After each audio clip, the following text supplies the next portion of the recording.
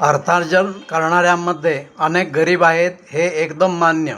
पण 1962 नंतर आत्तापर्यंत आपल्या देशातील महिला भगिनींनी अनेक क्षेत्रात मोठी झेप घेतलेली आहे.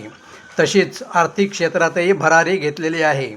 1962 साली असंख्य महिला भगिनींनी आपल्या गळ्यातील मंगळसूत्रही संरक्षण निधीसाठी दिले होते. त्या अवस्थेतून आज असंख्य महिला भगिनी बाहेर पडलेल्या आहेत.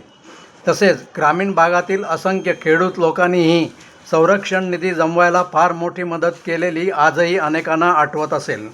तसेच आज नवश्रीमंतांचा एक फार मोठा वर्ग आपल्या देशात उदयाला आलेला आहे आणि मध्यम वर्गाची स्थिती ही 1962च्या तुलनेत आता चांगली भक्कम झालेली आहे.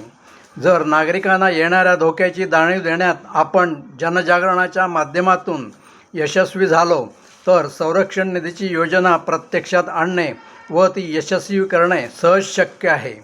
काहींच्या मनात येईल की चीनकडून एवढा भयंकर धोका असताना त्याबद्दल कोणीच फारसं बोलताना किंवा फारशी चर्चा करताना दिसत नाही. का दिसत नाही? त्याचे उत्तर माहिती सत्राच्या पुढील भागात. जय हिंद.